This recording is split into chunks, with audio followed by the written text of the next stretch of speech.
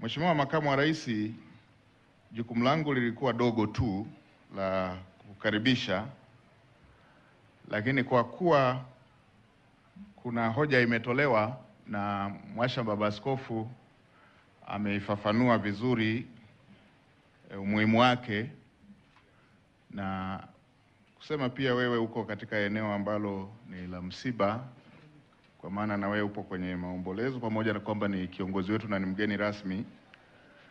Lakini kwa kuwa pia mimi ni msimamizi wa utekelezaji wa shughuli za serikali, nimhakikishie Mhashamu Baba Askofu kwamba jambo hili nimelipokea, na bahati nzuri Mheshimiwa mbunge akiwa ambaye ni waziri wa viwanda na biashara akiwa ameambatana siku moja na naibu waziri wa uchukuzi, walikuja ofisini, na moja ya jambo walilosema Mheshimiwa waziri ni kwamba mawaziri hawaulizi maswali.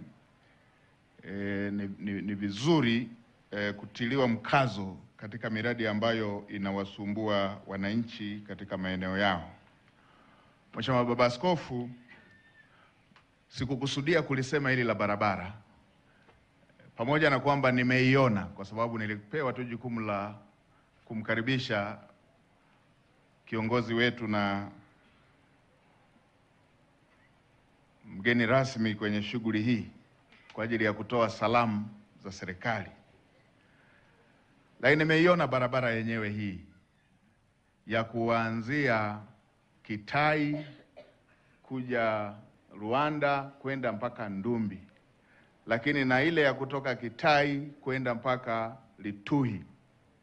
Mhashamu Baba Askofu, barabara ya kutoka Kitai mpaka Rwanda, mkandarasi alishalipwa fedha yake ya kutekeleza, na kama ambavyo wananchi wameweza kuona, ni dhahiri kwamba spidi ya ujenzi hairidhishi. Sasa nikutake mkuu wa mkoa, mwite mkandarasi huyu mara baada ya shughuli hii kuisha, mwambie alishapokea fedha ya awali ya ujenzi wa barabara hii, na kwa taratibu za kiserikali ni mpaka kazi aliyopewa fedha imalizike na afanye kazi nyingine, atoe certificate kwamba kazi hii imeshafanyika, ndipo apewe malipo mengine. Kwa kuwa ameshapokea fedha ya awali, kumekuwepo utaratibu wa wakandarasi kupokea fedha na kutumia kwenye shughuli zingine.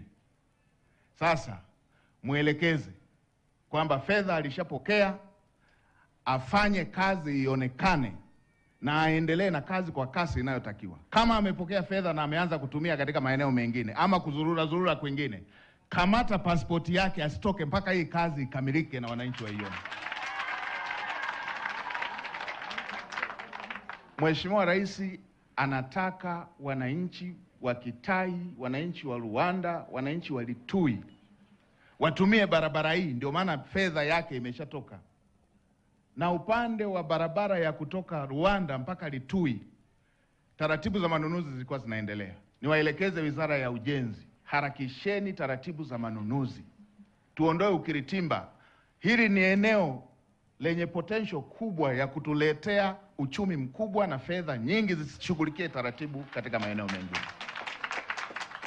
Sasa mkuu wa mkoa mwite, na namwelekeza pia waziri wa ujenzi atakuja aje aone hilo badiliko, na nitakapokuja ziara kwenye mkoa huu nije nione kazi iko tofauti na hii ambayo imeshafanyika. Mheshimiwa Makamu wa Rais, yale mengine ambayo yanahusisha taratibu zingine za kutekeleza kama ambavyo maombi yameletwa, tumepokea, na bahati nzuri mkoa wa Ruvuma una wabunge machachari kama ambavyo dada yao ambaye ndo alikuwa mwenyekiti wao alikuwa akiwaelekeza, alikuwa akiwaongoza. Tunaamini hata katika maeneo mengine, na wewe Mheshimiwa Makamu wa Rais, tunajua kiu yako kila wakati ya kuona maendeleo yanapatikana, tutaendelea kupokea miongozo ili kuweza kuhakikisha haya yaliyosemwa yanafanyika. Mheshimiwa Makamu wa Rais, kwa unyenyekevu mkubwa, basi nitumie fursa hii kukuomba uweze kuongea na hadhara hii. Karibu sana Mheshimiwa Makamu wa Rais.